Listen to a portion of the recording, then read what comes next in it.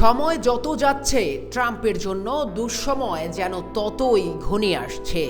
এবার যুক্তরাষ্ট্রের নৌবাহিনীর একটি হেলিকপ্টার ও একটি যুদ্ধ বিমান আধা ঘন্টার ব্যবধানে বিধ্বস্ত হয়েছে দক্ষিণ চীন সাগরে। গত রোববার পৃথক কার্যক্রমে অংশ নেওয়ার সময় এসব ঘটনা ঘটে। এসব দুর্ঘটনায় ক্রুদের নিরাপদে উদ্ধার করা হয়েছে বলে জানিয়েছে মার্কিন নৌবাহিনীর প্রশান্ত মহাসাগরীয় বহর।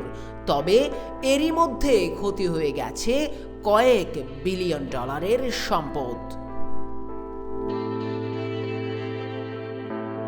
সামাজিক যোগাযোগ মাধ্যমে দেওয়া এক পোস্টে মার্কিন নৌবাহিনী জানিয়েছে, রোববার স্থানীয় সময় বেলা 2:45টার দিকে একটি MH-60R সিহক হেলিকপ্টার বিমানবাহী USS নির্মিত রণতরী থেকে নিয়মিত অভিযানে অংশ নেওয়ার সময় বিধ্বস্ত হয়। নৌবাহিনী জানায়, অনুসন্ধান ও উদ্ধারকারী দল 3 জন ক্রুকে উদ্ধার করেছে। এর প্রায় আধা ঘন্টা পর একই রণতরী থেকে নিয়মিত কার্যক্রম পরিচালনার সময় একটি FA-18F সুপার হর্নেট যুদ্ধবিমান বিধ্বস্ত হয়।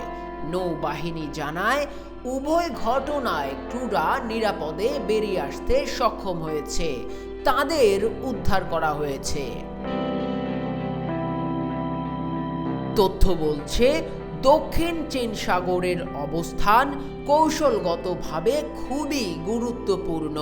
চীন সহ দক্ষিণ পূর্ব এশিয়ার কয়েকটি দেশ এ সাগরের জলসীমার কিছু অংশের মালিকানার দাবিদার। যদিও আন্তর্জাতিক আদালতের নির্দেশনা উপেক্ষা করে কৌশলগতভাবে গুরুত্বপূর্ণ এ জলপথের প্রায় পুরোটাই মালিকানা দাবি করে বেইজিং।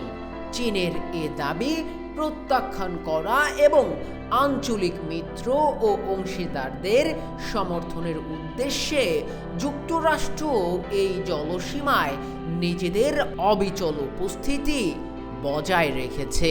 এমন এক সময়ে এ দুটি ঘটনা ঘটল যখন যুক্তরাষ্ট্রের প্রেসিডেন্ট ডোনাল্ড ট্রাম্প এশিয়া সফরে রয়েছেন। সফরকালে চীনের প্রেসিডেন্ট শি জিনপিং এর সঙ্গে সাক্ষাৎ করার কথা রয়েছে তার। দুই নেতা মূলত বাণিজ্য ইস্যুতে আলোচনা করতে পারেন। Voice of leaders .news.